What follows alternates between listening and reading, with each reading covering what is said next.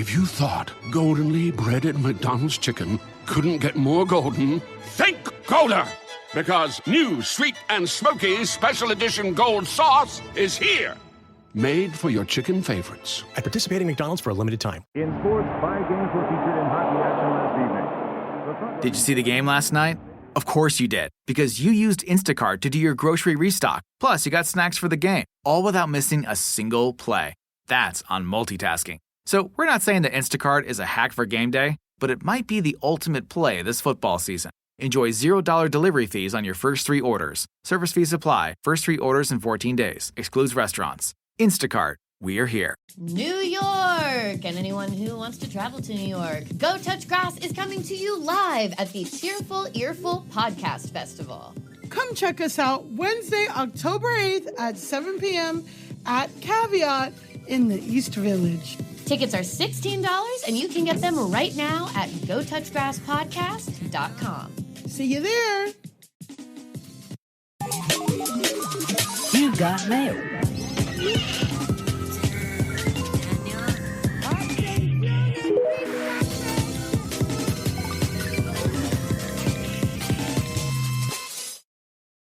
Hi, I'm Millie Tamaris. And I'm Elise Morales. And this is Go Touch Grass, the podcast where we log in so you can log off. Elise and I are 2 chronically online comedians, and on this pod, we break down the week in internet discourse, viral memes, TikTok trends, and niche influencer drama so that you can do literally anything else with your time. Literally anything else. And if you like what you hear today and you want to hear more, we have a Go Touch Grass Patreon where you can get tons more content weekly, access to our Discord community, and our spinoff series, Search History, where we go back and break down a viral discourse from the past. And I think the timing of this, it'll be about Anonymous. Yeah, I think. At least we'll talk about Anonymous. Yes, this is a banked episode, so if that's wrong, Whatever, it's wrong. But yeah. we're pretty sure that It's this gonna be week's Anonymous. Patreon is about the history of the internet hacktivist group Anonymous. Yes, and how all bad, I guess, is it bad? Is it good? Who knows?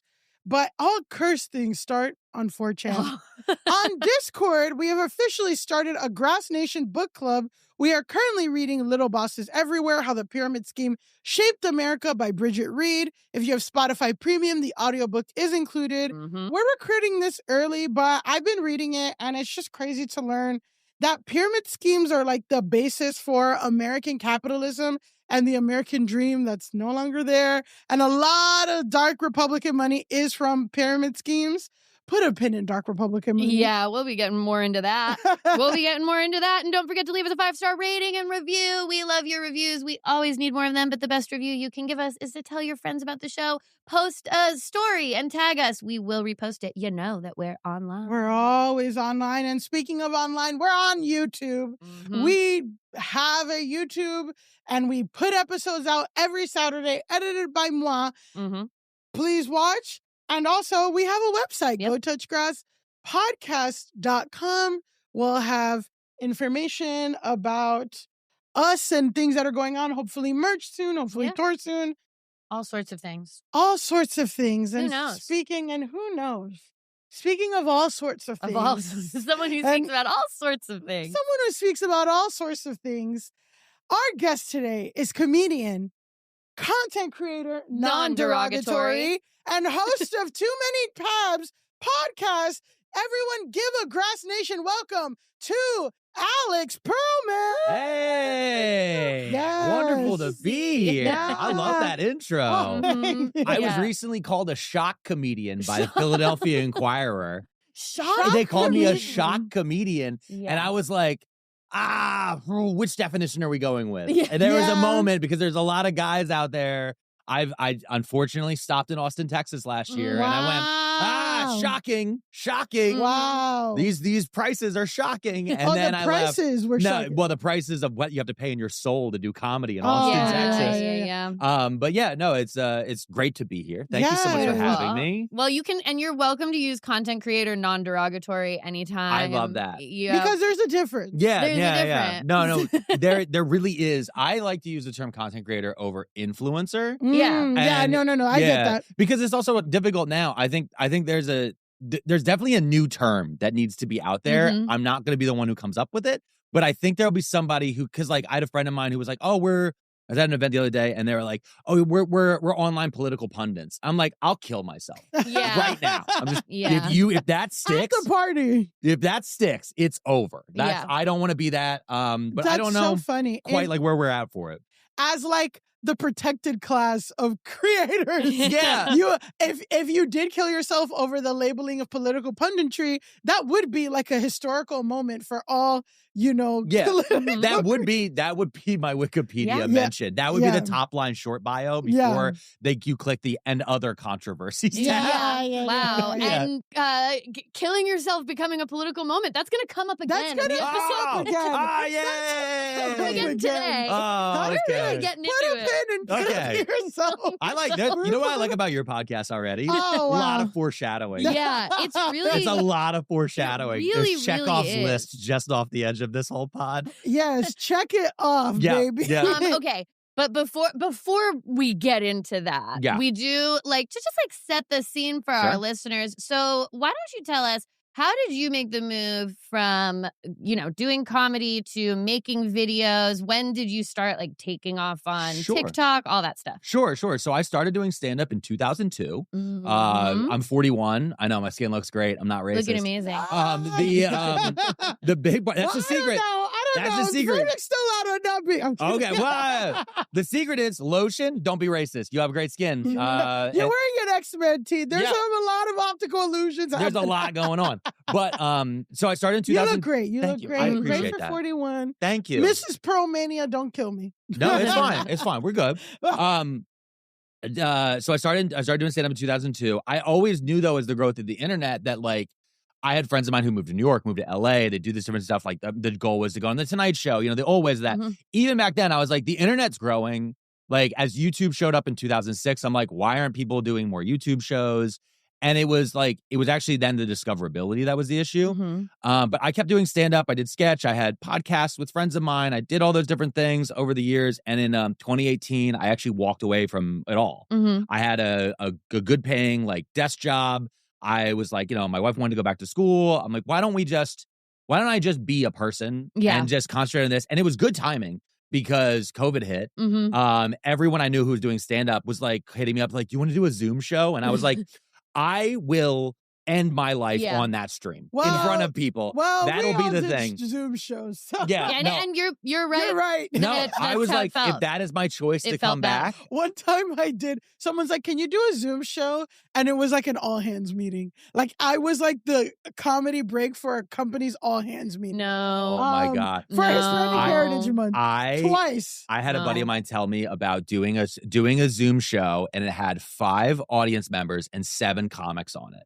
And he said the worst part was, he's like, so you get up, you get like, all right, it's time for my set. And you can see everyone look at their phone. Like they don't even like, why is your camera on? But he said the worst one was this one lady who went to multiple Philadelphia comedy Zoom shows.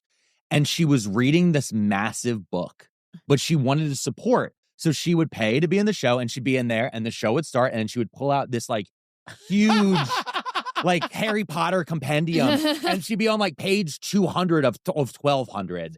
And you just watch her turn to it, and she would every now and then look up and go, But anyway, so that so that is around that. So I wasn't doing comedy. I finally got like a back office job, which was really cool because originally I was a customer facing position, which was my other part of like why I stopped doing comedy, because I didn't want to like have somebody be at a show and then see me the next day and be like, oh, I saw you say that thing. And so I was finally back office, and then I started making TikToks, so just fun things on my phone. And then Roe v. Wade got overturned. Mm-hmm. And I don't know if you guys remember that, like a lot around that. I think a lot of people have already forgotten. We knew Roe v. Wade was going to be overturned a month in advance. Everyone knew it was a massive leak. Everyone knew about this. Specifically, the Democratic Party knew about this. Mm-hmm. And when it happened, when it was officially happened, I got 13 text messages asking me to donate $12 or something. It was like this weird number. Cool. Like, can you give us 20? I was like, wait. And I lost my mind. And what I was yelling about was the Republican Party had a 49-year plan to overturn Roe v. Wade. Yeah. The Democratic Party, for all their faults, they tried different things over 49 years to stop that, sure. But we've known for a month it was going to be overturned. And the only messaging they did was, give us some money. Yeah. And Joe it Biden, made me so mad. Joe Biden didn't say anything for a couple days, maybe even a week. They I think they trotted Kamala out the next day. They did trot her out. I just remember because we were working for a women's media company and we did political podcasting for the media company. And we remember that in his first State of the Union, he didn't even say abortion. Yeah. And then they had Kamala going to all these events because my friends work in Black women reproductive rights shit.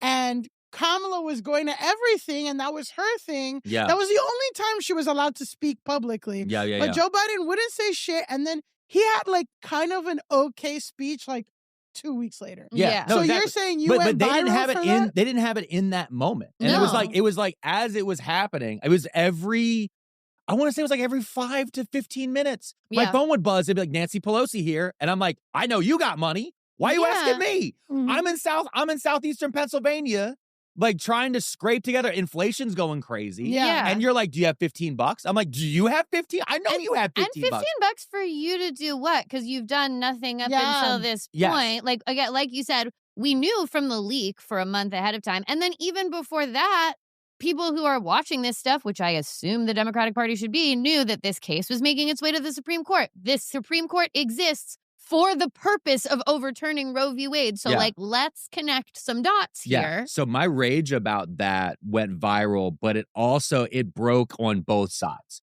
So people who were upset with Joe Biden and Democratic leadership, who were Democrats, they were like, yes, he's saying the rage, I think.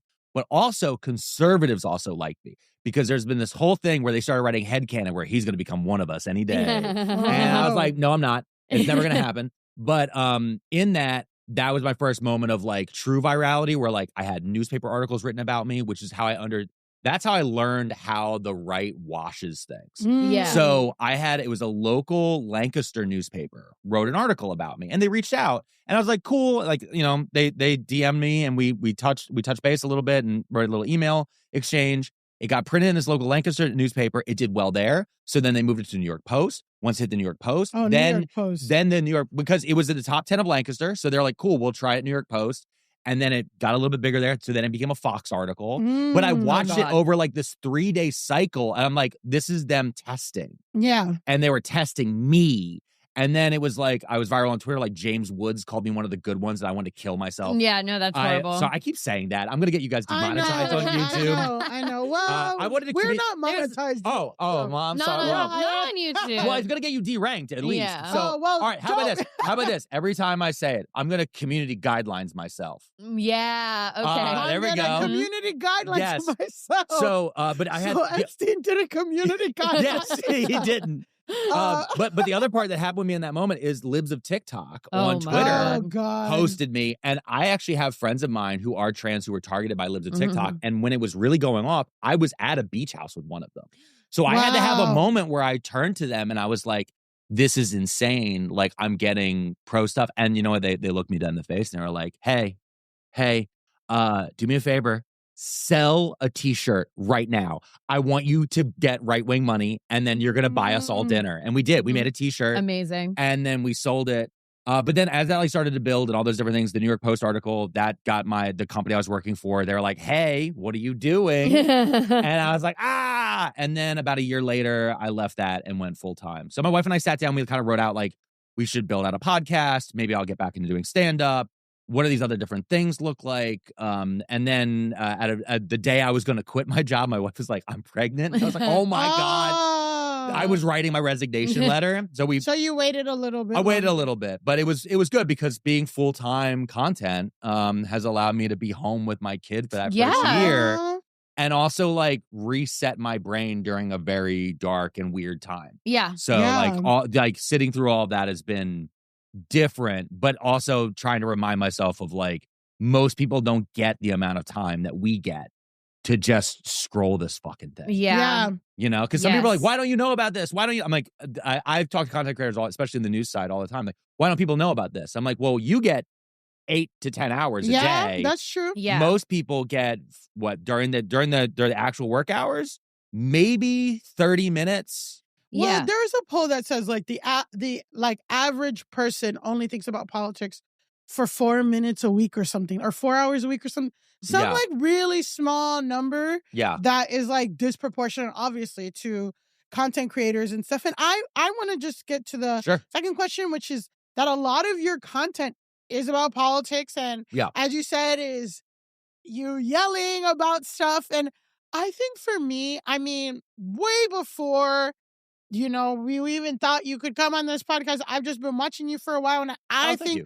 like part of your appeal is that there's not that many like loud, aggressive, progressive voices out there. Yeah. And passionate about progressive causes. So I feel like that's kind of like a little like attraction that people have. Like, I want to know, is there anything that you learned about, because I just feel like there's a huge gap Yeah. in creation. So I want to know, like, is there anything you learned from your audience? And then is there anything that you feel like maybe Democratic leadership has learned from you? Yeah. Vice versa, that you've learned about Democratic leadership and all that stuff? Yeah. So we don't have Democratic leadership. I'm just gonna start there. We really don't. Yeah, They are all reacting.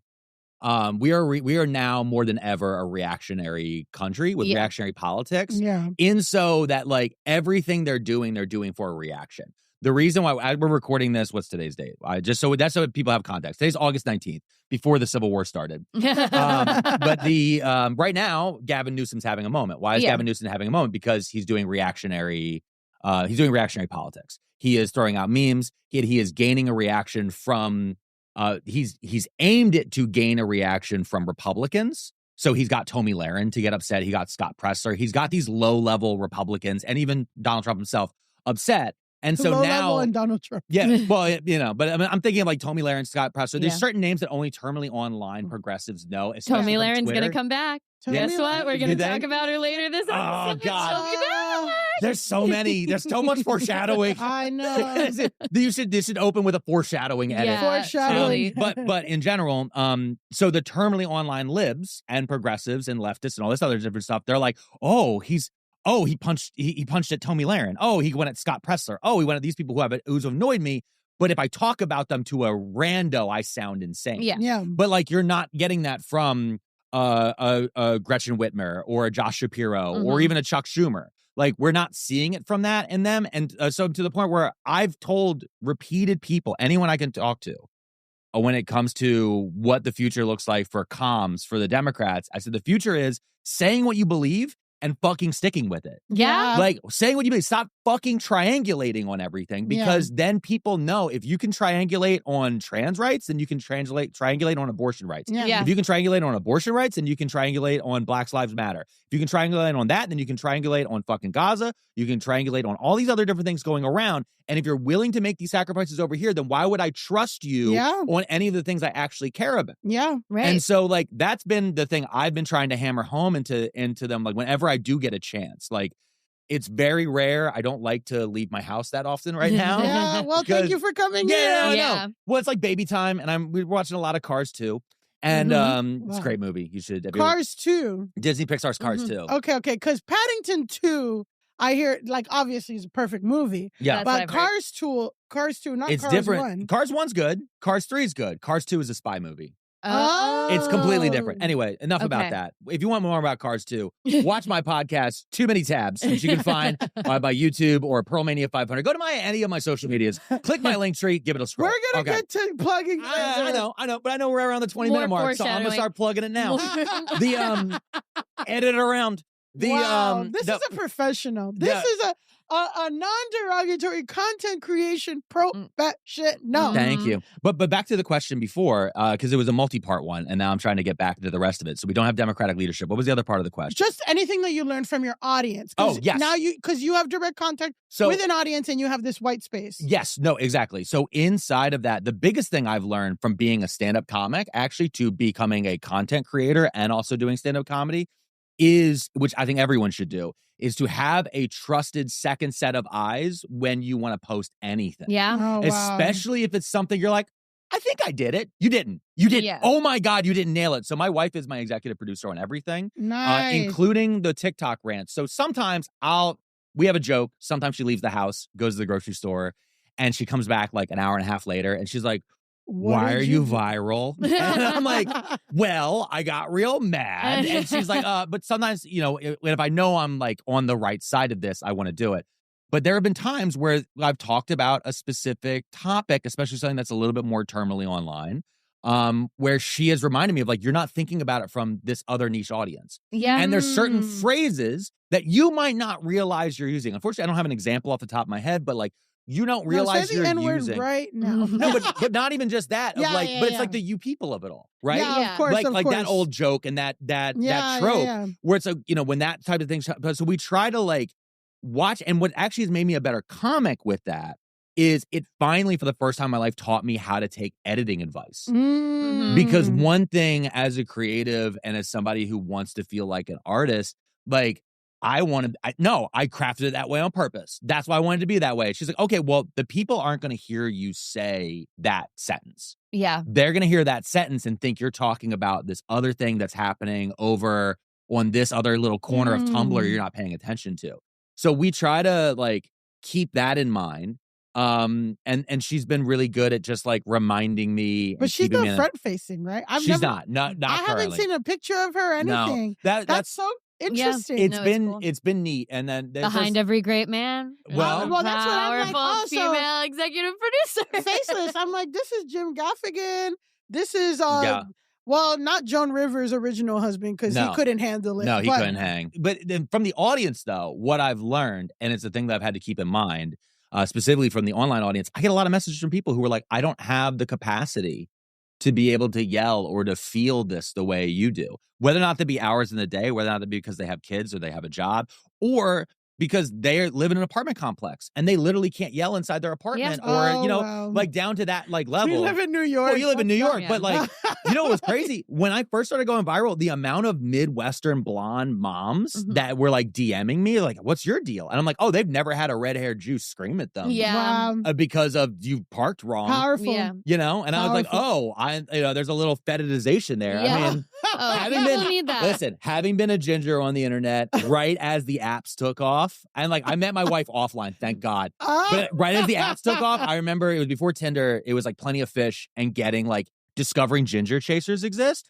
Wow. No, I was like, I don't like that. Yeah. Well, we talked about gingers are black. Yes, we did a whole episode about it on our show too. Yeah, we did. Yeah, I had a lot of thoughts on it, and it was, but also in that conversation was trying to make sure they find the respectful lane on it because it was interesting hearing from the Black community not realizing that the white community had colorism too in that way. Oh, that's what we did a Patreon episode where it's like, I didn't realize, even the Black community didn't realize that like gingers were treated like that. And it became a really sweet moment on the internet where people were like crying and being like, I was always bullied and shit. So. Yeah. And it took me a while to try to figure out how to like do that. I made like a very short thing, like a little joke about like, why did my credit just get destroyed? I paid my bills on time. Because like I worked. What did Miss Pearlmania have to say about that joke? I actually ran that blast my buddy Satoyo. Oh, okay. So I actually reached out, like, I'm like, all right, this is one of those ones. We actually recrafted it a little bit. He's like, you need to say, why did you pay your bills on time? He's like, I paid all my bills. Why is this happening? Yeah, because that is the thing that happened. The credit reports are historically racist. Yeah. So it was like crafting around that side of it and all those different things. And so when we put it out, we're like, cool, it did well. And we're like, we wanted to touch on it on that. But I had so many thoughts about it that I was like, this is actually more of a podcast episode than I could nail it as a TikTok. That's, our process too. Is like sometimes there's issues that we want to cover and it's better as a sketch. It's better as a character. Yeah. It's better as a podcast. There's so much about what you said that I vibe with because it is a thing, especially when you're talking about like political issues or like trying to satirize something that's like a little bit spicier of a topic. It really is important to have that other set of eyes because I think that sometimes you as like a comedian, you have this feeling that, everyone understands my point of view. Like, everyone understands where I'm coming from, that I'm not racist, that I would never blah, blah, blah. And it's actually, everyone doesn't know that. No. Yeah. And especially online. No. Especially especially TikTok, where the kind of juice of that platform is to show you to people who have never seen you, don't know jack shit about you. Yeah. All of that. So it's like even more important to be like, let's make sure you're being super duper clear. Yes. And I've had that with my character team at UCB where I'm doing a character and like we have a great coach who works with us and we all like give each other notes. And it's like, hey, so this joke is feeling off. Like it feels like you're punching in the wrong direction because we need to set up more up top about like where this character is coming from and like what it is you're satirizing. And it's always made the piece a gazillion times better. I teach 100%. at UCB, and that's like half of my notes to. I teach stand up. Okay. And half of my notes to stand up, is like, hey, I know that you're talking about your autistic uncle, and it's funny to you because you have 20 years or 30 of love for this person. Yeah. People don't know. People don't know. Yeah, but you're opening up by just like you're literally saying, this horrifying thing at the beginning. You don't give them any of that context. Exactly. And that's the thing is like that took me a while. It didn't take me a while to understand with TikTok. The thing I've always kept in mind, especially with TikTok. I liked TikTok at first because I thought it was the first online platform where people could understand sarcasm. Mm-hmm. I thought it was. Yeah. God, was I wrong? Because one of the issues I think that we've had for a long time, especially with stuff like Twitter and Facebook and other things like that, I have friends of mine who are very sarcastic people, and so they will write things ironically. And the people who understand who they are, obviously they get it. Mm-hmm. But then you would get these other people who come in out of nowhere going, I can't believe you liked this insane thing. Yeah. No, I'm liking the fact it's ironic. Yeah. People comment on Elise's thing because Elise does these character videos and it's her performing on a stage. On a stage at UCB, and then they're theater tagged as the location. Theater tagged as the location, and she's posting it with, audience laughing. Yeah. But it's context. People don't get. People don't understand. Is this real? No, they don't. They literally don't understand. But it's one of the things that actually I'd say all the time now why SNL changed. SNL used to be about the live audience that was watching at 11:30 on a Saturday night all across the entire country, and it was aimed mainly at New York, but it was really aimed for the country of people who were home on Saturday at 11:30. SNL is now designed to be watched at 11 a.m. on Sundays. Sunday, yeah. Clips. Because that's when the clips are going to start to go viral and all those different things. Or then to be repeated, that idea of a water cooler moment, all those different things. On TikTok especially, one of the things that's insane is every 6 months, a thing that I did goes viral again because somebody steals that content and they re-upload it. Mm-hmm. And then whether you had a controversy, whether you had something that did really well, any of this different shit, all of a sudden I look and I go, well, I made a joke a while ago about how Stanley Tucci isn't hot. We did a whole thing. There's a playlist about it on my TikTok. And my wife said Stanley Tucci's hot. I just recorded a reaction to her off camera. A lot of women, like in their mid-30s, like tagged me and were like, fuck you. And we thought it was very funny. And then we made an apology video where I was chained up in the basement with a bag over my head and she's holding a gun to my head. And I read a statement that Stanley Tucci can get it. That video got like 1 million views. I'm like, we're done. Yeah. Last week, a bot stole that video. Right now, I currently have, I want to say like 250 tags on TikTok of people being like, apologize to Stanley Tucci. I did, bitch. It was 2 years ago. Where were you? But like, that is the internet though. And that's context collapse. That's all those different things. And so like, I have to always, like the part that's terrifying now from being a comic who started in 2002, where you would get on stage at an open mic and be concentrating on that room that night and that moment. Like even this, we're recording this a month in advance. I have to now think, what do I think somebody watching this a month ago might believe? Well, you know what I mean? There's no way to know. But there's also so many changing mores. There's so many different things of what the hot button was. Joe Rogan used to be a liberal. A lot of stuff changes, you know? Yeah. So you could be a Republican in a month. Yeah, they could have finally gotten you. They've offered enough money, and I've turned it down so many times. I feel like I'm building an inoculation. Okay, well. They haven't hit my number. They haven't hit my number. 12.5 million, by the way. 12.5 million. Wow. That's to buy me. Do you want my wife? It's 25 for the combo. We're equal. I mean, me and Elise, 25 million for no. Yeah, no. that gets you. 25 million gets you me for 2 years. I'll say whatever you want, and then I'm gone. I'm going to do the Hannibal Buress. And then I'll do the Hannibal Buress. Perhaps an island. Yes. Maybe. Perhaps. An island. Let's get to our discourse. Yes. Which our discourse is the segment of the show where we talk about something the internet is talking about, a major topic of conversation. Mm-hmm. Today, I just want to do a content warning. Sure. We will be talking about sexual assault, self-harm, and we will be talking about the creepiest, nastiest old guys fucking, and you might have a mental picture of that, so please take care of listening. Please take care. If any of that is disturbing to you, please. Okay, so today's discourse is going to be all about the meme Epstein didn't kill himself. Mm-hmm. If you are listening to this, we recorded this a few weeks in advance, as mentioned. So Elise can go on her woman's journey. I'm going on a woman's journey. I'm going to Japan by myself. She's going to Japan by herself. I'm jealous. She's going to Japan, and I'm going to fuck off on some beach somewhere. So if anything major happens in the month between when we recorded and when this comes out, I'm sorry. If he comes back to life. He comes back to life. I've been watching Wednesday and there's a zombie in there and I'm like, okay. Okay. All right, it could happen. Okay, so let's start this off by going, we know that you know a lot about Jeffrey Epstein. A lot of people know a lot about Jeffrey Epstein. We're going to go over everything just so somebody who doesn't know anything about the Jeffrey Epstein case. Also, I have to say, I kind of knew broad strokes before I researched this. Every single thing that I researched, when I looked half a second into, was so insane and so creepy and disgusting and everything. It just makes me think, how did anyone think this guy was legit at all? Creepy from the start. I don't know. Anyway, I didn't look much into this case. It kind of seemed open and shut to me. This guy was a weirdo, whatever. I didn't even really think that there's some cases that are interesting to me, like the pathology, all this shit.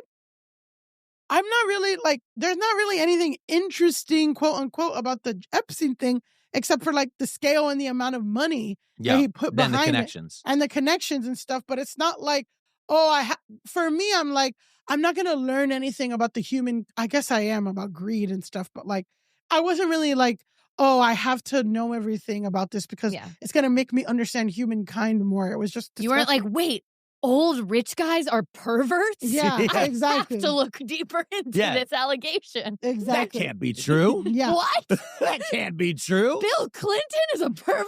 Oh, What's David Copperfield doing here? Oh, my God. So, okay. Jeffrey Epstein was born and raised in New York City. Mm-hmm. He taught math and physics at a private school called the Dalton School in the mid-70s. Oh, my God. I'm sorry. As a Model UN kid, I'm like, oh, he taught at the Dalton School? Oh, he didn't graduate from college and taught at the Dalton School, math and physics, which is a super, super, super expensive private school. It is. So it was crazy to me that a guy who there's nothing wrong with not graduating college. There's nothing wrong with teaching. I think you need now you if you're in Florida or Oklahoma, you can teach. If you fucking went to get your GED, probably. If you have a gun license, you can teach. Yeah, so you if you're from New York or California, though, you have to actually state that you're America First now. Yeah, they have an Oklahoma. America First loyalty test in Oklahoma. Yeah, but I'm like, what California or New York teacher will go? They're offering a huge bonus, and that's what's pulling people out there a little bit. But but again, it's all reactionary bullshit. Yeah.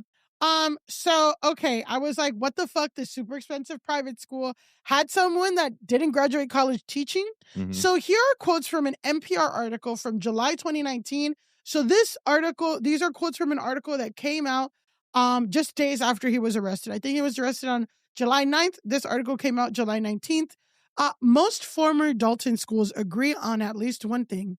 Jeffrey Epstein was charismatic. Quote, if you had him as a teacher, then you would have liked him too, says Eve Schuber-Lubin, who was a student during his tenure. Some remember a skilled educator, intelligent and quick-witted, while others recall a too young teacher who was swarmy, unqualified, and casually social with students. The New York Times first reported last week that 8 former Dalton students said the way that Epstein interacted with teenage girls had stuck with them since high school. Several former students told NPR they remember seeing Epstein surrounded by female students at Dalton, though none recalled any incidences of misconduct. Quote, it was just kind of a circle of girls, says Scott Spicer, who graduated from Dalton in 1976.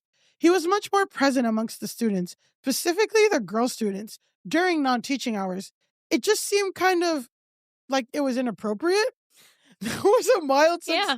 So this is a second person saying, there was a mild sense of creepiness. When you had a faculty member that girls were paying attention to, it was somewhat disconcerting. This was Carrie Lawrence, also in the class of 1976. But Schuber-Lubin, who was Epstein's student for 3 years, remembers it differently. He didn't touch girls or anything. They all hung around him because he was handsome in his sleazy polyester pants. This is what she said. So, okay. So that was fucking creepy. Like immediately, the first line of the thing. Then I looked into what the fuck Dalton School. I didn't really know that much about Dalton School.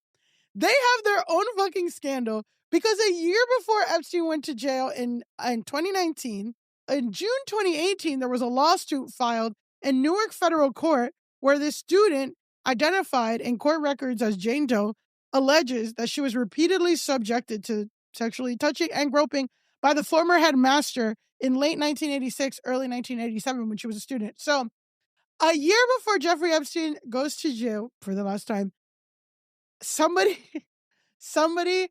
already had allegations claiming like a 10 years after Jeffrey Epstein left that the principal was creepy. So I'm just like, I don't know. Yeah, it's like no wonder that you would have Jeffrey Epstein totally unqualified as a teacher. People remember that his vibe was off and you're not doing anything. And this is truly a very, very prestigious elite school. Ridiculous. Yeah, and there's a connection to the Trump administration inside that moment there too. Really? That's the part that's. I got you. I got you. She got us. Okay. We're gonna do it. We're getting there. We're getting there. Yeah. All right. I'm gonna give you. Okay. No, I know. I'm over here. I'm like, you're warming up. We're getting there. So, how did Jeffrey Epstein get his money? This is fucking crazy. A father of one of his students was so impressed by Epstein, he put Epstein in charge of a senior partner at the Wall Street investment bank, Bear Stearns, and he was a partner there for 4 years. By 1982, he created his own firm, J. Epstein & Co., which I feel like that should be shirts now. The company managed assets worth more than $1 billion and was an instant success. Epstein soon began spending his fortune, including on a mansion in Florida, a ranch in New Mexico, and reputedly the largest private home in New York City, socializing with celebrities, artists, and politicians. In 2002, Epstein flew former President Bill Clinton and the actors Kevin Spacey and, unfortunately, Chris Tucker. I'm like, what? Chris Tucker, what are you doing? Chris Tucker. They flew to Africa on a customized private jet. He made an unsuccessful bid to buy New York Magazine with Harvey Weinstein in 2003. We nearly had a double Jeffrey Epstein. Yes. Yeah. Well, sorry, Jeffrey. Double Jeopardy. Was it? Yeah, that's what I was going to say. I was going to make a Harvey Epstein. Harvey Epstein. But a double We had a double Jeopardy, which was the Weinstein. Jeffrey. Collab. So the same year that he wanted to buy New York Magazine, he made a $30 million donation to Harvard. Mm-hmm. This was all. So while he's doing all this stuff, he's reportedly, quote, shunning society events and dinners in restaurants. Like he won't eat at a restaurant. He won't go to. That's like so fucking weird. He dated women like Miss Sweden winner Ava Anderson Dubin and Ghislaine Maxwell, daughter of publisher Robert Maxwell. He never married. So here's some nice things said about him. This is from Trump. Quote, I've known Jeff for 15 years. He's a terrific guy. He told for a profile on Epstein in 2002. He is a lot of fun to be with. It's even said that he likes beautiful women as much as I do. And many of them are on the younger side. No doubt about it. Jeffrey enjoys his social life. So that's from Trump. But then it wasn't just Trump. Rosa Monckton, the former CEO of Tiffany & Co., told Vanity Fair for a 2003 article that, quote, Epstein was, quote, very enigmatic and a classic iceberg. You think you know him, and then you peel off another ring of the onion skin, and there's something else extraordinary underneath. What you see is not what you get. Okay. Everyone's a fucking dumbass. I know. I'm like, I love being like, he's an iceberg. He's an onion. He's an international pedophile. He's so deep, like you don't know. And I'm like, I feel like being a creep in high school, like being that too cool teacher in high school, and then getting a job in Wall Street. No, you don't understand. He had a leather jacket and a motorcycle. Yeah. Well, And he said he'd buy me beer. I mean, I He's get why such the a girls, cool teacher. I get why the young kids, and that's what I think what we were saying, what we were saying. I was saying this to like my stand-up class because there's something interesting and whatever. Like there is something interesting about like untapped female sexual. That's female sexuality. Like that's why the Turning Red. Like that's why I was just thinking about that. Yeah, Turning Red has like, the moments. Yeah, every teen girl and boy too.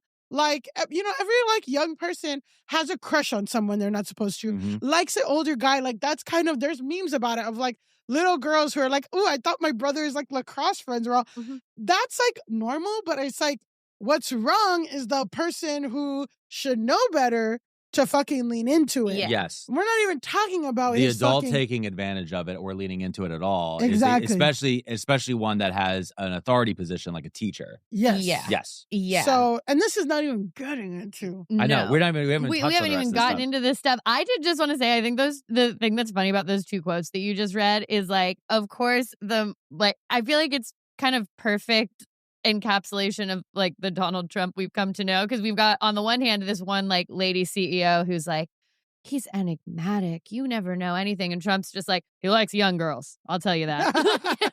I'll tell you that what I like about him, he likes young girls. Yeah. Like, okay, yeah, that's Donald Trump. Yeah.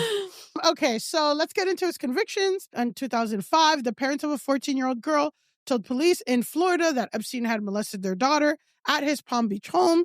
A police search of the property found photos of girls throughout the house. The Miami Herald has a really good, like, in-depth report about this and his abuse of underage girls that dated back years. I thought this was a really interesting quote. This was not a he said, she said situation. Palm Beach Police Chief Michael Rader told the newspaper, quote, this was 50-something she's and one he, and all the she's basically told the same story. So that's what they found. Federal officials identified 36 girls, some as young as 14, whom Epstein had allegedly sexually abused. Epstein pled guilty and was convicted in 2008 by a Florida state court of procuring a child for prostitution and of soliciting a prostitute. He was convicted only of 2 of these crimes, and he got a controversial plea deal. Yep. He avoided federal charges, which could have had him seen life in prison, but instead he received an 18-month prison sentence, during which he was able to, on, quote, work release to his office for 12 hours a day, 6 days a week, and he was released on probation after 13 months. 13 months for sexually trafficking a bunch of girls. 36. 36 girls. Yeah, at least in the charges. At least in those then it's because, of course, the Miami Herald says that the federal prosecutor, Alexander Acosta, who was the labor secretary for the Trump administration, struck a plea deal hiding the extent of his crimes and ending an FBI investigation into whether there was more victims or more powerful people who took part. The paper described it as, quote, the deal of the century. So again, in 2008, he got a plea deal from this guy who then later, 10 years later, became Trump's Secretary of Labor because of Epstein's, I don't even know, because Mr. Acosta actually ended up resigning from Secretary of Labor in July 2019, but he says he defended his actions. He said at least Epstein got some jail time. Some people wouldn't have given him anything. So great. Awesome. Great system. Since 2008, Epstein had been listed as a level 3 New York sex offender, and it's supposed to be a lifelong designation, meaning he was at high risk of offending. But Epstein maintained his properties and assets after his conviction. I thought this was funny. None of this is funny, but the situation is funny. In a 2009 deposition, an attorney asked Epstein if he had any sexual contact with female students while he was at Dalton. Epstein replied, while I was a teacher? And then when Epstein answered no, the prosecutor asked if he had any sexual encounters with students after he left the school. Epstein responded, not that I remember.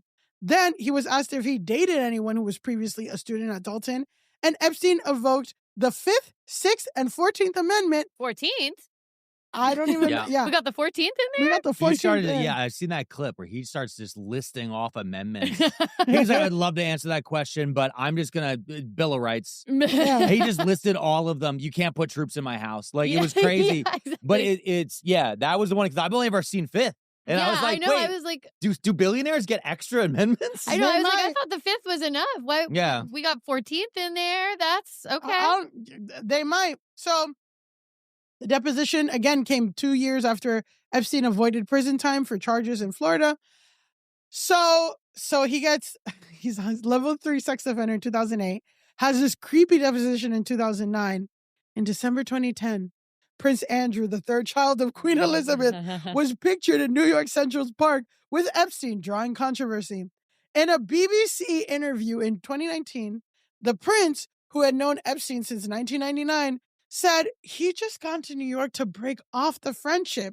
He later said he regretted staying at Jeffrey Epstein's house while he was there and that he had let the side down by doing so, which I guess whatever. But I'm just like, why would you go across the world to, quote, break up with a friend? Well, you can't do it over person? the phone. Yeah. That's just rude. Yeah, To they've break been up such with close friendship? friends. You can't break with up. with a level 6 No. degree sexual prosecution. Okay, I have so many thoughts about Prince Andrew, and the BBC interview that he did is one of my favorite things in the entire world, where he tries to say that he couldn't have been with the woman who accused him of sexual assault because he was at Pizza Express, which is like a Pizza Hut, and they're like, what? Yeah. You, the prince, you were at Pizza Hut? And then he also says she was like, I guess she described him as sweaty, and he was like, but that's not true because I can't sweat because of a condition I got when I was in the Falklands War. And meanwhile, he's sweating in the interview. Yeah, it's visibly like sweating. pouring sweat. It's the meme. It's the Yeah. Key and Peele meme. The sweat is pouring off his face. He's like, I don't sweat. You're like, what? You're doing it right now. Also, this is one last thing before you get back to the timeline. No, Recently on Twitter, I saw, so it was like someone had posted a picture of Trump and Epstein to be like, like whatever, like these two, like look how close friends they are. Like here they are at a party together, and it's like Trump, Epstein, and Ghislaine Maxwell. And someone who I guess is a Trump supporter responded back, and they circle a person who's also in the photo, like in the background, and they're like, "Oh, well, this guy's there. Is he a pedophile too?" And everyone's like, "So yeah, that's Prince Andrew, and he part of fully it. is." Like legit Epstein. Like the thing that's known very well about Epstein is that he was basically like a selfie hound. So it's like if he got near any famous person, he would try to take a picture with them. But also, it's weird because when you have if it's a one-off, fine, Yeah. Okay, I understand. Everybody, I do meet and greets after my shows. I'm sure that there is pictures of me with monsters, just because they came to the show and they go, I like him, so we do the picture. We're on the 7th picture though. It's like, it's crazy how you're on the same pedophile tour. Yeah, exactly. Wow, Okay. that Carnival cruise stopped at just that one island 7 times. I mean, truly, like it just made me laugh so It's just much. it's so insane. But I'll let you finish because I have so many thoughts. I know. So we're just gonna get into the meme real quick. So again, on July 8th, 2019, federal prosecutors charged Jeffrey Epstein with 1 count of sex trafficking a minor and 1 count of conspiracy to commit sex trafficking. Following the incident, Epstein pled not guilty on both charges. About a month later, on August 10th, 2019, he died by suicide. The medical examiner ruled that his death was suicide by hanging. But Epstein lawyers have disputed the ruling, and there has been, again, significant skepticism of the true cause of his death. So that was in August. In November, the meme, as more of the circumstances of his death start coming out, October is where the Epstein didn't kill himself meme arises, but really it gets popular in November. And again, it's a phrase that's used to reject the official cause of death of Jeffrey Epstein. People think, again, because of Epstein's connection to rich and powerful people, he reported, like, his reported suicides. People think that it was caused by powerful people. Okay. And like this usage, generally people think that it was a homicide, not a suicide, especially strangulations. Some people think like all rich people conspired to kill him, and a lot of people on the right think Hillary Clinton killed Epstein to protect Bill, which I'm just like, she would have had to kill a lot more people than just But Jeffrey think, Epstein. people on the right think she does have a lot more people under Yeah, her and belt. They think she's killed many. And that was the leaning on the meme. Yeah. And that was like, because when you saw the meme really starting to be pushed, especially by politicians back in 2019, it was like Paul Gosar.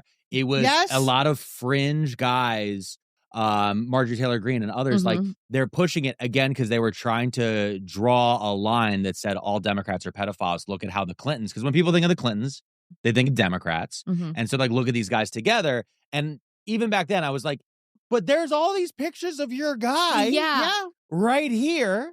And so, yeah. That's what always has shook me about it, is that I'm like, no, for sure. I agree kind of with the basis of the meme, which is that I don't know what. Yeah, it's shady.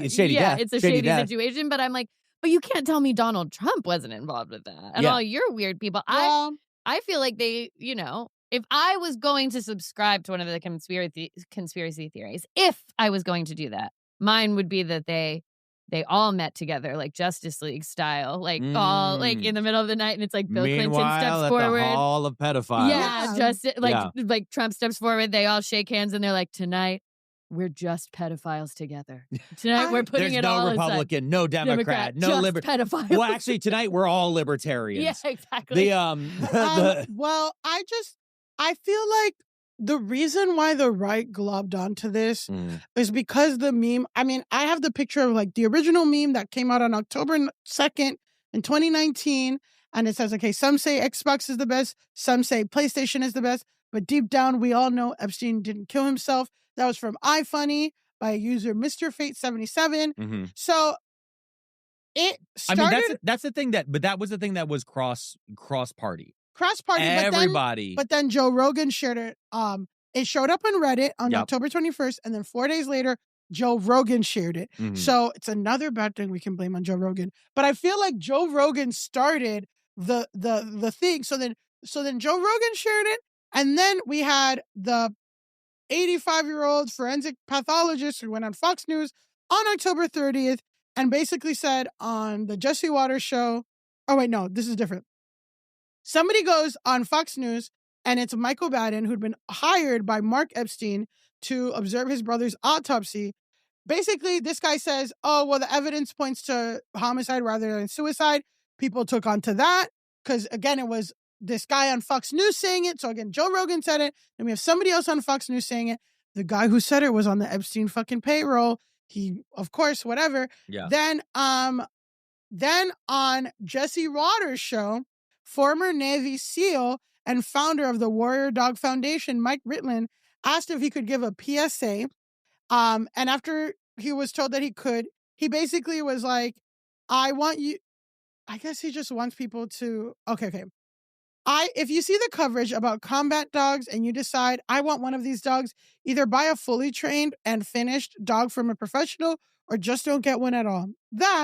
And Epstein didn't kill himself. So, yep. So I remember that. I remember that meme going viral. I seeing it all over Twitter. And speaking of that clip in particular, because it was a very short. Yeah. Yeah. And so that again, that started this thing where it was like funny. It was like, I've heard things of people using it like kind of like rickrolled, of like trying to put it in as many random places, like Bob Ross paintings, or at the end of a social media post as a non sequitur. Paul Gosar, like you said, this is crazy because it's like you can see clearly how each of them is trying to distract from the bigger part of the story. Paul Gosar, which we knew, but it was like he was live tweeting Wednesday, an impeachment hearing. Yeah. And the first letter of each of the Arizona Republicans' 23 tweets spell out Epstein didn't kill himself. So then it becomes like several users on dating apps have it in their profiles. If people accept this meme as a presence, I think, okay, so it's on Art Basel, it's on vandalism and all this stuff. I guess you're like, how did this happen? Or like, why didn't people, like, how could people believe this theory or something? I feel like this meme it's a corny joke that I feel like, and me personally, I want to hear your thoughts about the meme. before we get into like the reaction now, 5 years later. And then I know we gotta, We'll get to Pearl. We'll get to Pearl. But to me, I'm just like, the meme format is similar to like the Chuck Norris. Like Chuck Norris, this, that, like, it's just like a stupid meme that's like kind of the Republican ethos of like, cause to me, I'm like, I disengage. Like, you guys don't care about these girls, these 50, 60, whatever, how many girls that were fucking raped by this guy and all these powerful people. It's just a fucking joke to you. And it just became this marker and this joke of like mostly by men who don't care. Well, it's the same like thing. A funny random joke. Just to bring it up to today, it's the same thing in 2024 when you have people like Donald Trump, you have Elon Musk, and these other guys saying that they have to protect women's sports.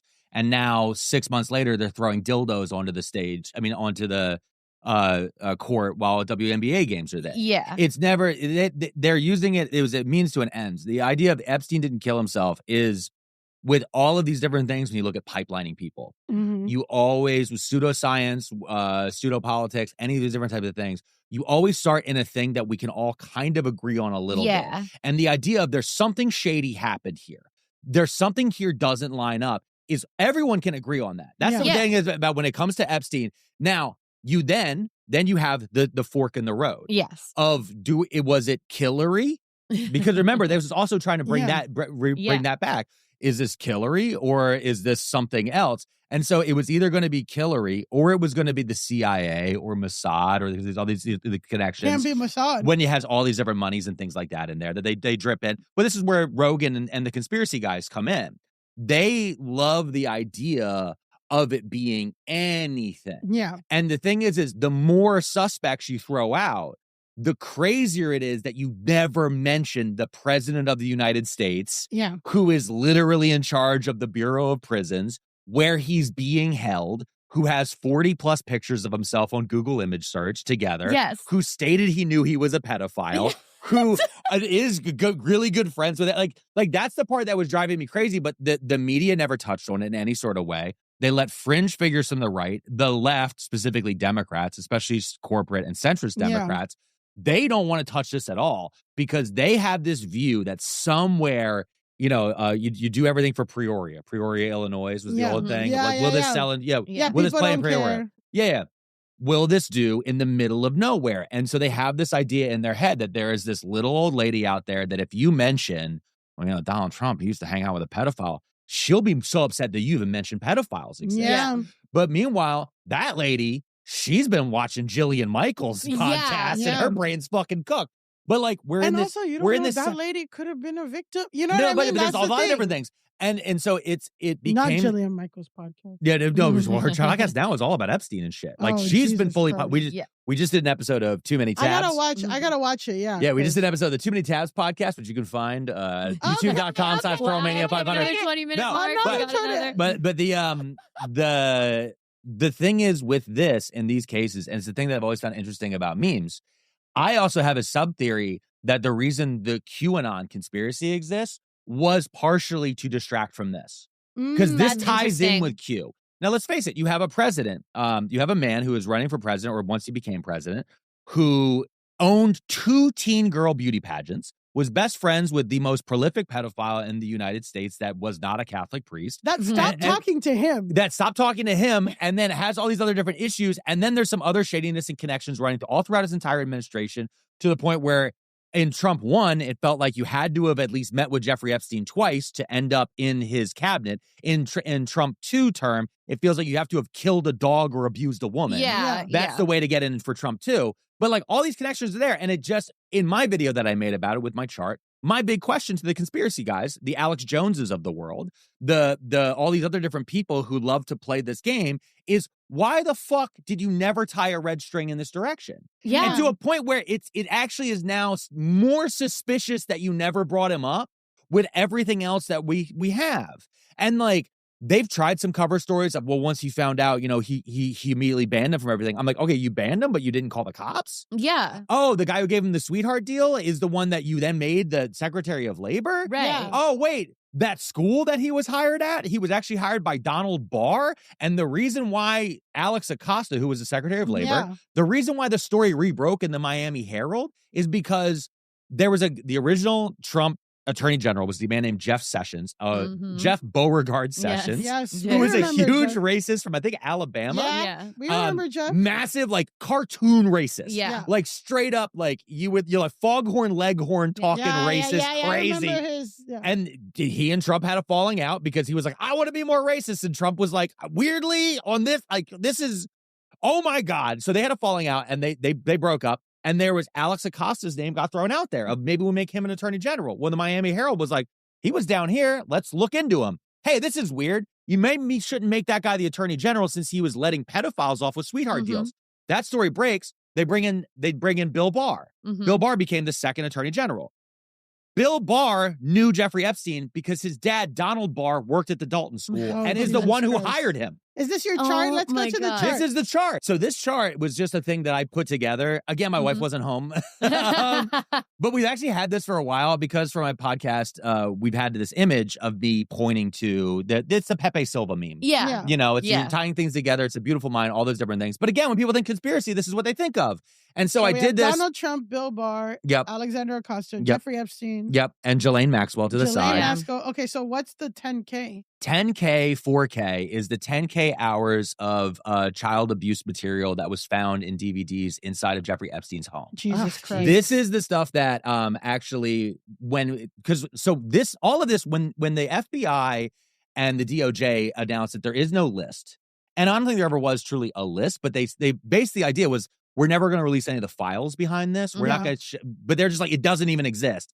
We're like, we can point to all these articles and statements from the past of like, we know that there is this 10K hours of something. Yeah. What is that? Yeah. So I wrote 10K and 4K. The 4K is a joke, but we caught you in 4K. Yeah. You know what I mean? 10K Like, and 4K. we have 10K of high quality footage. The list is, they kept saying there's a list. Even Tim Dillon, not Tim Dillon, even JD Vance went on to Theo Von's podcast, and there's the clip of him going, Theo Von goes, release the list. And of course, JD Vance being the black hole of fucking conversation goes, yes, release the Jeffrey Epstein list. But in that, with the 10K, 4K, Tim Dillon recently, do you guys know who Tim Dillon is? Yes, we know Tim Dillon. I know. My apologies. Tim Dillon, who has also been trying to run a funny cover for these guys while also pretending he's not being a part of it, of course, talked about how he had dinner with JD Vance. Yeah. And while having dinner with JD Vance, he mentioned the 10K hours, the 10,000 hours of abuse material that they had on DVDs.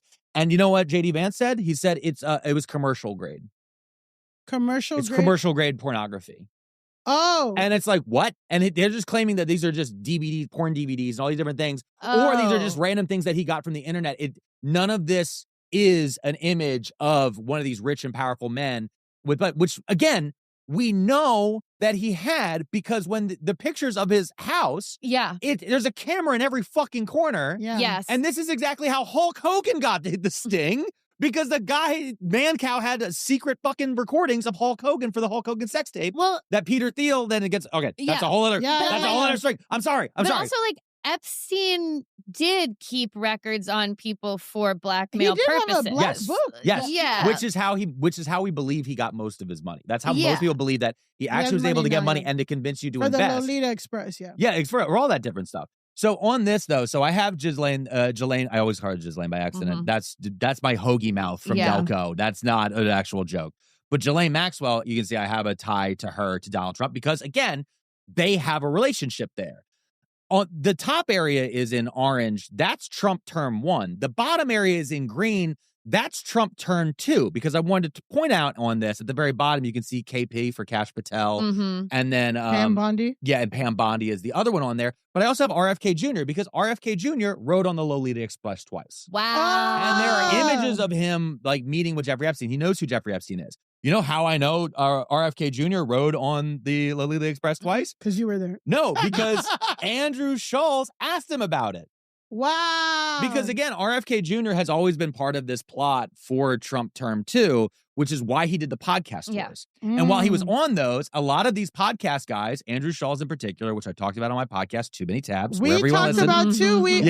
We talked about him because of his racist shit against black women. Yeah. Where he got called out against Kendrick Lamar. And he made fun of the Black Girlfriend Challenge. But all of these guys in the Roganverse, all of them have had moments where they bring up this Epstein stuff because it's interesting, but also in the conspiracy space, we can just yap about this for hours. We want to fill a 3 or 4 hour podcast. There's so many strings we Yeah. can pull on. We can go on a whole different distance on here. So I wanted to point out about how both terms of this administration have connections to Epstein.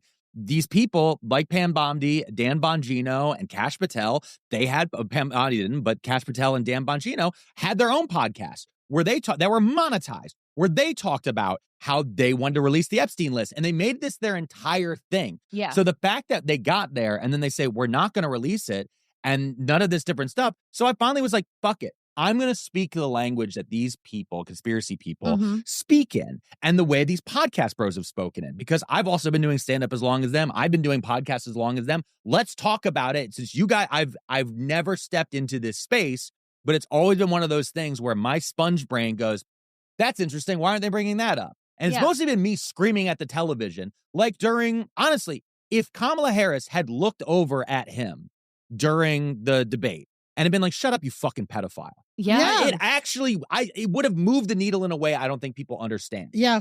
There was so much of it. There was a lot of us when Tim Walz was going on the whole Republicans are weird thing. There was a lot of people, especially on Blue Sky and on Twitter, were like, we need Democrats to point out all of these weird pedophile connections they have and all this weird creepiness that they've been doing, especially towards girls, because this is after a whole 2 years, 3 years, specifically of them labeling every single fucking trans person in America as a groomer, every teacher as a groomer, every librarian as a groomer. And so if these random people, like my friend who got targeted by libs of TikTok, if these random people can have their whole fucking life blown up, then why isn't the president of the United States, who ran multiple teen girl beauty pageants for money, who had a boat full of young girls in 1991, that they were being plied with alcohol, being driven around the Statue of Liberty for a photo shoot. Why is this fucking man with all of these different connections, who, when Ghislaine Maxwell got arrested, said into a microphone in the press room, standing behind the presidential seal of the United States, saying, I wish her well. Yeah. Why was that never? Why did Alex Jones never mention it? Why did Joe Rogan never mention it? Why did all these other fucking guys going down the list? Why was any of this stuff mentioned? Part of it is because it was memory hold due to COVID. Yeah. A lot of us who are noticing and going, that's kind of because he famously, Donald Trump cannot handle this. Yeah. This is the one thing that he can't fucking handle, because I don't think he wants to explain it. No. Because he has no real easy way to pivot. And I think it was just long enough ago that I think he doesn't remember what his lies are about it. Yeah. And so a lot of people, COVID happened, whole new conspiracy brain happens around with RFK Jr. and with the vax and lockdowns and all this different shit. It's a huge distraction from this thing, which is why everyone's eyes just got away from it. But while the most of us were washing Doritos with soap and trying to figure out how to get a K95 mask and trying to figure out, do we even care about these fucking social distancing stickers? Why are they still here anymore? Yeah. This subsect of guys like Kash Patel, like Joe Rogan, like Andrew Schultz and all these others created a parallel information entertainment economy that was banking on this particular story. And they were selling a lie that they were going to give you the end of Game of Thrones. Yeah. You're actually going to finally get the winds of winter. And here we are. Just like the other George one. R.R. Martin. George R.R. Martin. We're never getting the end of that book. No. And it's mainly because dude's been partying pretty hard. Yeah, exactly. But that's where this, and like the tiny conspiracy, just bringing it up to now. It's a month from now is when this will be released, right? I have stopped posting about this on TikTok, because every video I've made, including that one, has been pulled, demonetized, or completely content struck by the platform. Wow. It is being, and we've been actively told across all different layers, from management through other influence I know to people who work inside of these different social media companies, that right now the Trump administration is leaning on social media companies harder than ever before. TikTok is one in particular that they just have the new community guidelines they put out. But they have a 90-day kill switch. Every 90 days, Donald Trump says, I'm going to let them operate for another 90 days. So if TikTok is where people are finding out that there is deep connections between the president of the United States and America's most prolific pedophile, and Victoria's Secret and David Copperfield and all these other fucking guys, then if I was a mob boss, I would just go, well, you're not operating here anymore. Yeah. And that's where that's come. And so like that change, it makes sense. Again, all of this is just Occam's razor. It just makes sense.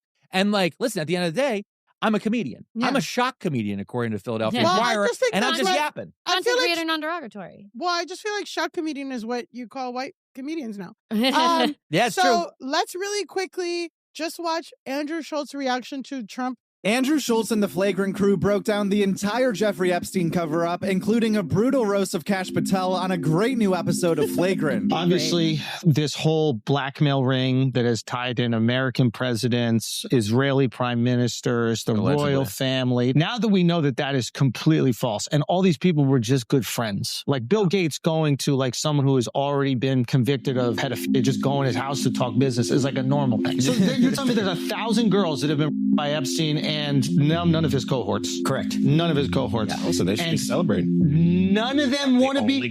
And they released the footage from the cell 2 floors down from him. They show the video with a minute missing. That minute, according to Pam Bondi, is from when the cameras like reset. So, you know, like you got the footage and then it resets. So, like, basically the camera goes. That's a good recording device, Mark. Yeah. Like if you wanted a recording device to record every second of a day, just in case something happened, And have a it very would high security probably be the highest security jail in the world. It would probably be pretty smart for there just to be a minute-long gap. I periodically, like over and over. By the way, A suicide watch section of all Yeah. But you know how that is. You film your stand-up shows. all the You know, time. and you'll film, and then 1 minute in the middle of your hour, it'll reset. Yeah, exactly. But they said that they're going to release footage from the day before and the day after to prove the minute misses every single day at the same time, because every day records. Oh, that's you can't doctor that in any way. resets. Is there any way that they can get us the footage of the cell or of a cell close to his? Can we I don't see think the so. I people don't think moving prisons have around? surveillance like that. I think they just film in the corners. Like, Got it. Only corners. That makes sense. It's insulting our intelligence. Like, obviously, the intelligence community is trying to cover it up. Obviously, the Trump administration is trying to cover up. Something changed because they ran on this idea of exposing it all. All these guys had great ideas. Cockeyed Cash. He was ready to tear down the entire FBI office. Shut down the Hoover building day one. Day one. Them bitch still standing. And then he goes on Joe Rogan and he's like, listen, do you think if I had it, I wouldn't share it with you? Yeah, I do. I do believe that 100%, especially when you're staring at me like this, telling me that. Yeah, thoughts on that? Well, I mean, it's funny to like briefly agree with anything that's being said By by Andrew Schultz. Andrew Schultz and those people. Like, yeah, no, it is wild that they try to say that there's a minute missing from the security footage because the security camera resets. Well, what you're seeing there, and what's happening for these guys in particular is that's cope. That's 100% cope. But really, what they're all of them are mad at, especially with this initial rollout from Pam Bondi and Bongino and from Kash Patel and from Trump himself, was all of these guys were making content that they were aiming at Trump and his people, basically saying, "Please let us help you. Yeah. Please let us." Try. I mean, you've heard it recently. If they were talking about having Joe Rogan try to figure out some way of pivoting away from this. Charlie Kirk made a video that was like, "I'm done talking about this. I trust my friends in the government."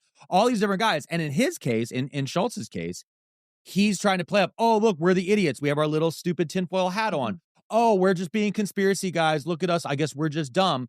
No, you're just dumb. You got clocked by the world's greatest grifter, and the best friend of America's most prolific pedophile. He came onto your podcast repeatedly. You never asked him about it once. Yeah. You didn't have, you've never said once that you had an NDA that said you couldn't ask him about it. Yeah. You chose in that moment because in reality, what Andrew Schultz and all these different guys saw, they saw a chance to pop a rating. Yeah. They said, I have a really great guest that's going to pop this rating. And when you look at Schultz, we talked about on my podcast, Too Many Tabs podcast. Yeah, I listened to that podcast. But when we talked about I listened to that episode and I listened to a lot of episodes. Yeah, but I in that, remember that's why we put this up. I know. But in that though, his numbers were actually starting to trend down. And so he aligned himself with this president. And now, like Mark Maron's been saying on his comedy tour and things like that, congratulations, you've been advocating for this. You advocated for this specific guy right after the election. You said all those guys sitting on that couch were like, we did this. Yeah. We We're moved so the needle. excited. We're happy. Yeah, we did this. The Flagrant podcast did the podcast bros did this. Okay, cool. You declared everything is your fault now. Yeah. So stop pretending it's not, and take the stupid little, what I said on the pod before, take the stupid little hat on, lean into the camera, and Andrew Schultz should say Donald Trump is has never been or has not been aligned with a pedophile. Yeah. And then enjoy your audience. Enjoy your Patreon after that, buddy. Yeah. Yeah. Yeah. Also, John Marco called him out on it a while ago, and then Andrew Schultz got fucking defensive about it on fucking Twitter and tried to pick a fight. I know. It was fucking crazy. The whole thing is crazy. But also, it's because these boys like to pretend they're big muscle guys, and you're not. You're a comedian, and comedians are fucking clowns. If you want to be a muscle guy, go be a muscle guy. Go join the fucking army. Go get a real job. Yeah. Well, and I feel like I don't think I could beat Andrew Schultz's ass like completely, but it would be a tough fight. Yeah. Me and Andrew Schultz. You would put up a fight. I'd put up a fight for sure. Because he's a little taller. Yeah. But he's a little weak. And I could push him down and stomp him. No, listen, I know. And he'll like it. I know he's mentally weak because he grew the mustache to distract from his ears. Oh, That's why he has that performative male mustache. wow. From his ears. Listen, Yeah. I Okay. like the mustache. Speaking of mental weakness. Yes. Speaking of cursed conservative influencers, it is time now to move to our final segment. Oh, good. This segment is called Grasshole of the Week. Confronting high credit card debt can feel scary. But the good news is, if you owe $10,000 or more in credit card debt, financial relief options are now available. National Debt Relief is currently offering debt relief designed to reduce what you owe, fast-tracking your way to being debt-free. If you qualify for debt relief, you may be able to pay back significantly less than what you owe and save thousands of dollars. Imagine only paying one low monthly program payment you can afford and saving money as you become debt-free. National Debt Relief has already helped bring debt relief to over 550,000 U.S. consumers, earning thousands of five-star reviews and an A-plus rating with the Better Business Bureau. You're stronger than your credit card debt. Take the first step and visit nationaldebtrelief.com to see what debt relief you qualify for. That's nationaldebtrelief.com. Now, the way this segment normally works when we're not banking episodes is that we declare the person that week who needs to log off the most. But because we are banking episodes, what we have been doing is there are certain people who have been inducted into our Grasshole Hall of Fame, where it's just understood they're forever Grasshole. We don't need to even get into it anymore. This is Elon Musk. This is J.K. Rowling. This is Kanye West. Kanye West. Andrew Tate. People where it's like if they Bethany Frankel. Bethany Frankel has been added. Yeah. People where it's like if they were still in the running, it would be them every week. Yeah. So we just have to say they exist apart. Yes. So today, in honor of having you here, thank you. We are inducting a new member into our Grasshole Hall of Fame. In honor of Pearlmania, we are inducting Pearl. Yes. AKA at JustPearlyThings. So this is Pearl. Also Ginger. Also Ginger. With a pearl handle. With a pearl handle. I know. But a cursed version. Every day with her is a nightmare. The fact that we have just enough traits in common is an issue for me. What on the if internet. she's secretly Miss Pearlmania? She's not. I want to be very clear about that. She is not. Okay? She did date Angry Reactions at one point.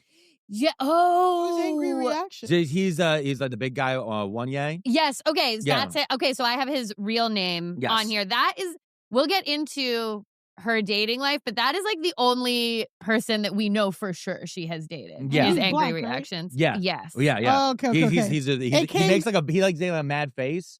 And he would be like, he's a very large man. Mm-hmm. And he's very dark skinned. No, he's not. He just dated her. And then as she was taking off, she pivoted hard right. Yeah. So we're going to get into all of this. Okay. So we're looking Always at ahead, Pearl. But real quick. The reason why I can't stand her is some people on the internet call me Pearl or Pearls sometimes. Because people like to take the name you're known for and shorten it. And a lot of people don't realize that Pearlmania is just, I added an IA to the end of Pearlman, my actual last name. So like, if you see me on the street, please don't call me Pearl. Call me Alex, Al, Pearlmania. Those are all fine. But I've had times where a person will be making content, especially on TikTok, about her. And they'll be like, I hate that redheaded bitch, Pearl. And then they'll be like MAGA people and like Jill Stein bots are like, yeah, we also hate Pearlmania. And they're like, who the fuck are you talking about? And then there's a back and forth. And so there's been times where she has been super racist and problematic. And then people have demanded that I apologize because it's whisper down the fucking lane. And I'm like, I've never met her.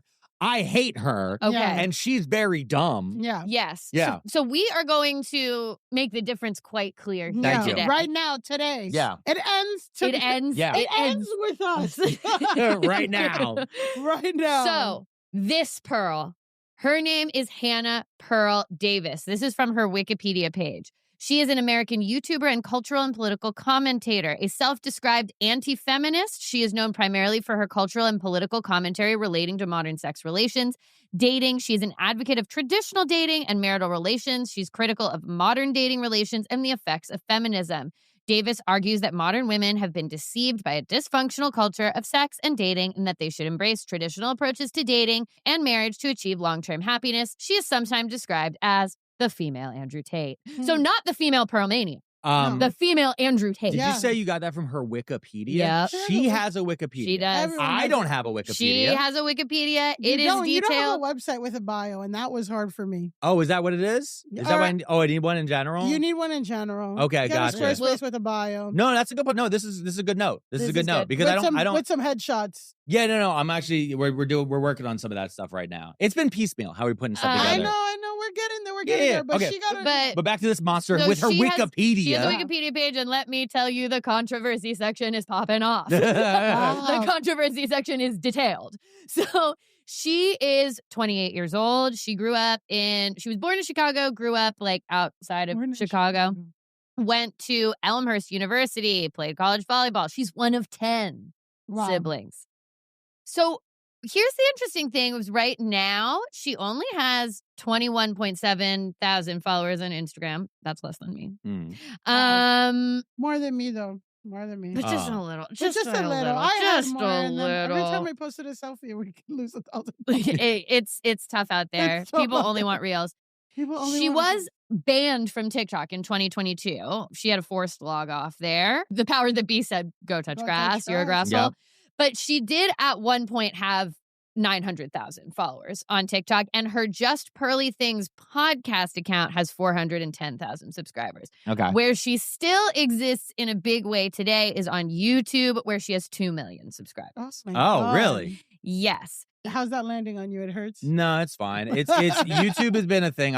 It's like I'm an audio podcaster first. Yeah. And TikTok and all those different things. YouTube hurt my brain more than anything else. YouTube analytics. It's tough. Is the Yeah. wild But I'm wondering if with Pearl, once she did her, we'll get into it a little more. I have a theory about some of these people, why their numbers are the way they are. Yeah. I think she was kind of run off every other platform. So if you want Pearl content, you do kind of have to go to YouTube. So, okay, she initially gained popularity in 2020 for this thing she would do called the breakup quiz, where she would have people fill out a form about their most recent breakup, and then she would like diagnose why they broke up. And that's kind of how she got into this weird like relationship guru space that she kind of ended up in. But those videos were not conservative like that. And that is around the time where she was dating this guy, Angry Reaction. That's like the only time that we actually do know that she like had a boyfriend at all. So she pops off with that. Then she gets to like 100,000 followers with that, right? Then she moves to London in May of 2022. And this is where she really pops off because she starts doing these man on the street interviews where she asks shit like, is sleeping around different for men or women? What does a woman's body count matter? Oh, and God. my assessment is she starts popping off for asking these spicy sort of anti-feminist questions. Yeah. And then she decides, oh, I can make money if I become this like guy's girl anti-feminist mouthpiece. Attention economy. Mm-hmm. So that's like her big thing. Her big thing are men are at the disadvantage in dating. Feminist women want too much from men. Sleeping around makes you undesirable. She once told Business Insider men are discriminated against in society by the legal system and feminists at large. She said divorce shouldn't be allowed. Okay. She says that dating and sexual behavior has made modern women choose soft polyamory as the outcome of dating. I mean, she's just making up words. well, I'm just like, I get it. Yeah.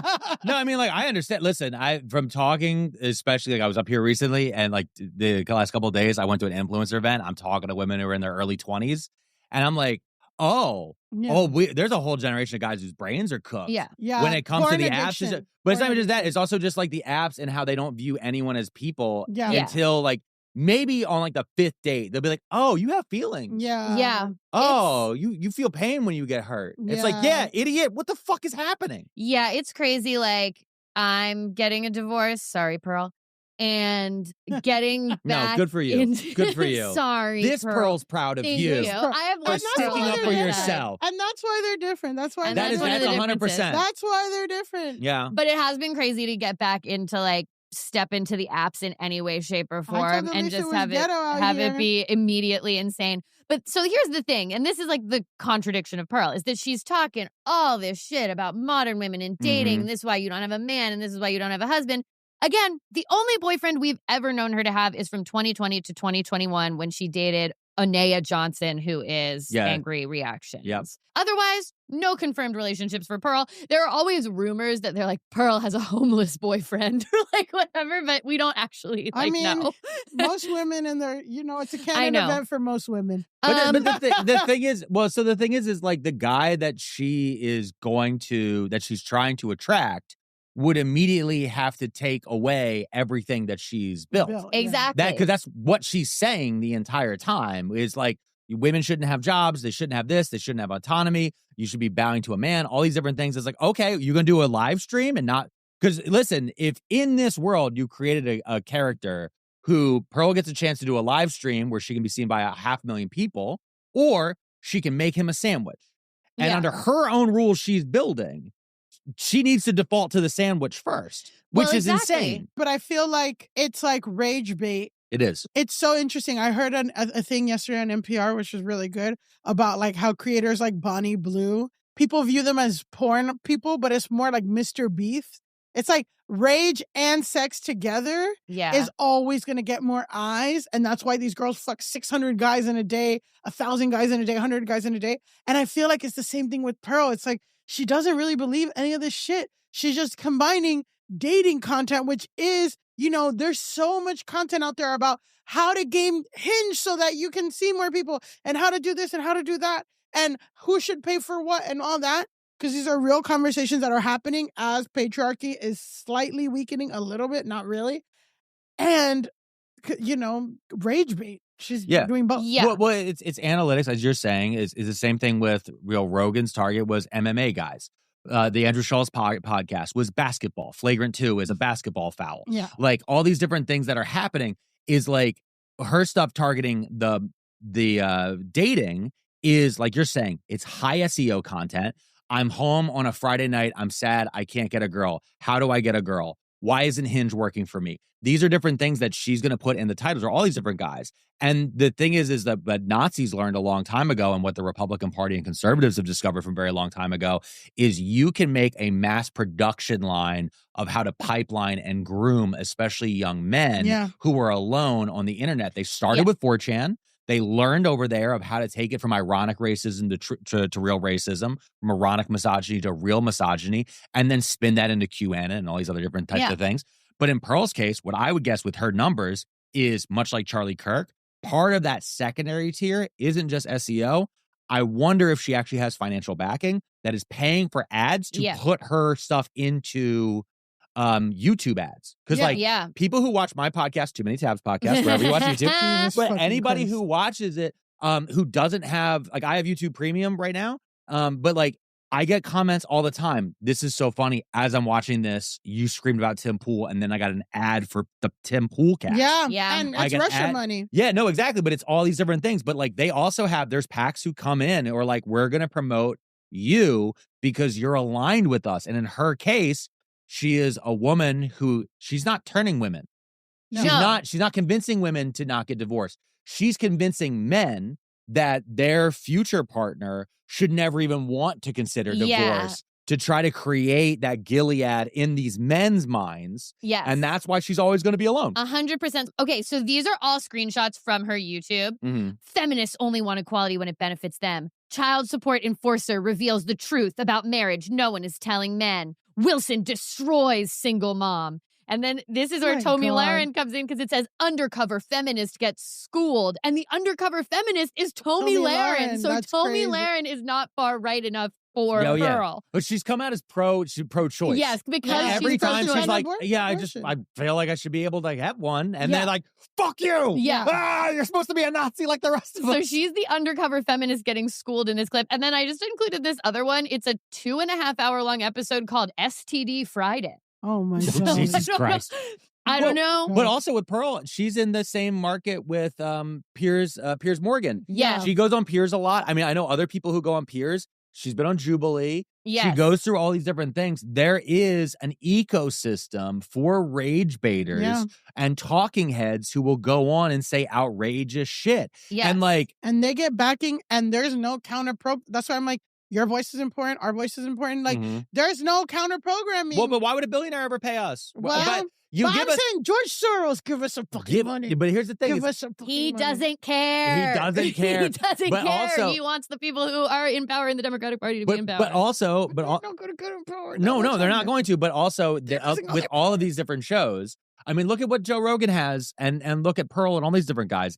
Inevitably, they end up becoming infomercials for the ruling class. Yeah. That's the reason why you have Mark Andreessen going on Joe Rogan and on Theo Von, that egg-headed motherfucker. Yeah. That's why you have all these different dudes. Our old rich elites used to move in silence. Yeah. They would be in tinted out windows driving through Manhattan. Now they want us to know that they're in charge. Yeah. And people like Pearl, she plays in really well. I guarantee you, she has a studio set up the same way a newsroom does, where at any moment she can walk into another room in her house and she'll get a text, hey, somebody dropped out. Can you hop on, Piers Morgan? Oh, yeah, sure. I can be right there in 5 minutes. Let me just get my makeup on. Let me do this. Give me this. And those people, when we did our episode about Jubilee, there was a thing that they said that I found out after I recorded the episode, which is that when they reach out to Charlie Kirk. Hey, everybody. Yeah, this is Elise from the future just popping in to remind y'all that this episode was recorded on August 19th.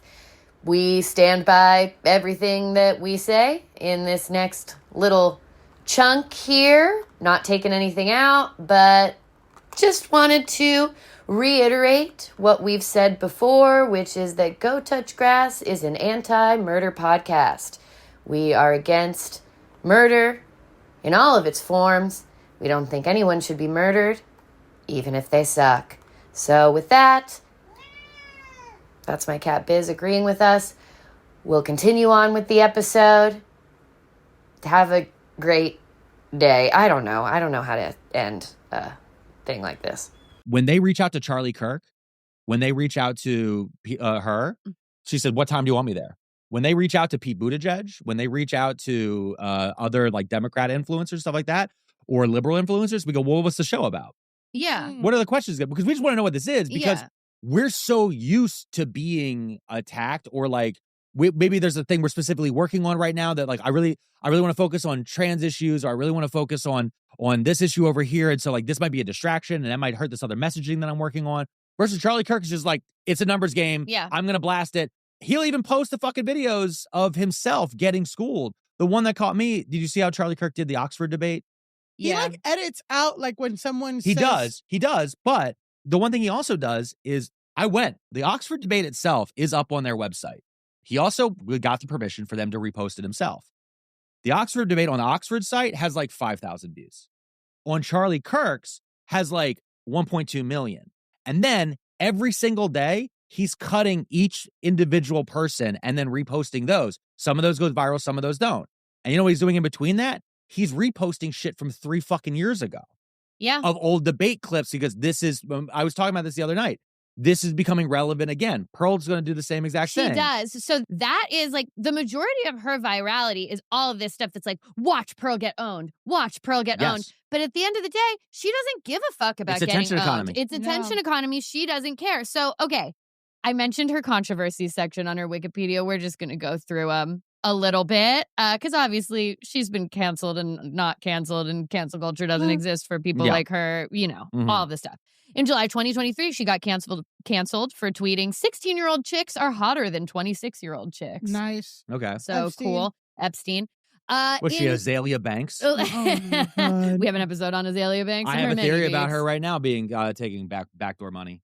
Oh, yeah, because she's done conservative pivot. Okay. But also because she said that as young as 14, which is the exact age of Jeffrey Epstein's youngest known victim. She did that whole tweet about it. But that's okay. Yeah. Put a pin in that. But this is related. In January 2023, she had Andrew Tate on her podcast. in an episode titled Andrew Tate and Pearl Debate Modern Women. And this episode came out a few weeks after he was arrested in Romania for sex trafficking. Nice. So cool. In July 2023, she posted a now deleted video called Why Can't We Talk About the Jews? Nice. Now, it probably won't surprise you to hear that the video was anti-Semitic, but would it surprise you to hear, next slide, that it was a song? Okay. No, that is shocking. And the song is I am mad. Dedicated to Nick Fuentes. I am mad that it's not a ukulele. Number one. How dare you, I Pearl? that was Also, annoying. content creator to content creator. What the fuck is this angle? The angle's crazy. bad. This is clearly a laptop camera Yeah. that she's just gonna slap together. This is insane. I want to let you know, just real fast, this is the type of thing that I would take to Mrs. Pearlmania and be like, all right, listen, I wrote a little song. And she'd be like, oh my God, take that out of your drafts right now. That is somewhere in a server in Beijing. Yeah, please, no one can ever. So yeah, she posted this song called Why Can't We Talk About the Jews? She did eventually delete that one. She didn't apologize, but she said she took it down because she didn't want to keep dealing with the headache. Okay, sure. The only thing that I could find that she's ever apologized for was for saying that divorce shouldn't be allowed. So thank you, Pearl. Interesting. That's the only thing she's ever apologized for. It's probably because the rich backers were like, if I was still stuck with my first wife, well, you back off on that one. Yeah, Literally. that's the kind of thing, though. It's like they want the subjugation, but they don't want any of the thing. I'm like, why hasn't she dated Nick Fuentes? Like, what's going on? Because Nick Fuentes doesn't want her. Like you said, Nick Fuentes wants someone who Nick Fuentes wants cat boys. Nick Fuentes is gay. Like, Yeah. there's like no way around it. Like, Okay, allegedly, sorry. Allegedly. That's Whatever. what But I'm like, saying. That's what but I'm like like, everybody knows it. Like, Nick Fuentes is very charismatic. how but- do you feel about that as a fellow Cuban? I've disavowed Nick Fuentes long ago. Oh, you're Cuban? Yeah. There's enough Cuban. There's I enough can't. Cuban bigots. If she I had to can't. apologize for I every know. single one. I can't. Oh my God. Well, we just, How long is this podcast? Well, Yeah, it is no, going to we be have to- 7 years. We have I to know. wrap up, but I know. I'm teasing her because recently Eric Adams says inside he feels a little bit Dominican. And the thing is, there's truth to that. And I'm just saying, like, being Dominican it's not there yet, obviously. I don't know if it'll ever be as embarrassing as being Cuban, but it's starting to get there. Yeah. And Elise is like, Politically, it's really hard. It's really hard for us. I think can we talk about your aunt who got no. No.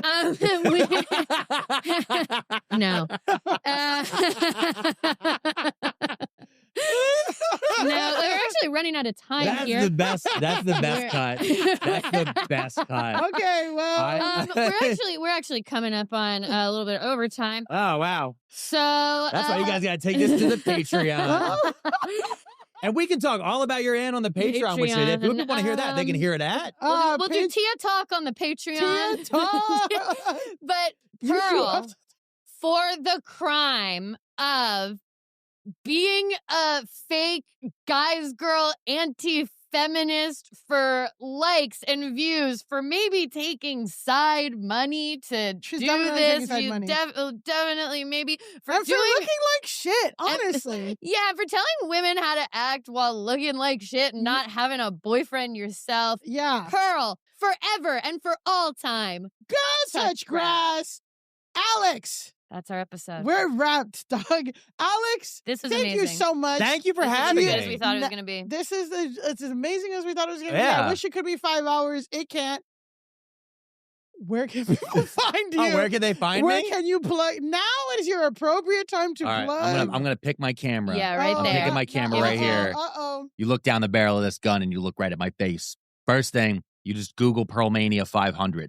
Don't write controversy after that, but if you do, it will on YouTube directly take you to my podcast. Too many tabs. But follow me on YouTube. I also have a comedy special that I released a few months ago called Daddy's Day. It's my only piece of stand-up that I enjoy that's actually on the internet because it's has good audio and visual for it. I thought it was pretty good. So please check that out. You can find me on Instagram, all those other stuff. Everywhere I'm Pearlmania500. But again, check out Too Many Tabs podcast with me and my wife, Mrs. Pearlmania, and Mr. Third, our producer, and everybody else. And thank you so much. Oh my You were amazing. This We was were awesome. even thrilled. And I want you to know, if it wasn't for my podcast, that was how I found out about you guys. Oh my God, I was suspecting. I was like, yeah, he must have found out through, because you said an aura farming thing, right? Yeah, so part of what it was we have on our Patreon at Pearlmania500.net. What is it? Our Pearlmania500.net. Our Patreon, we have a chat in there, the same way Discord has, but there's a little chat area. And somebody was like, oh my God, you got mentioned on my other favorite podcast.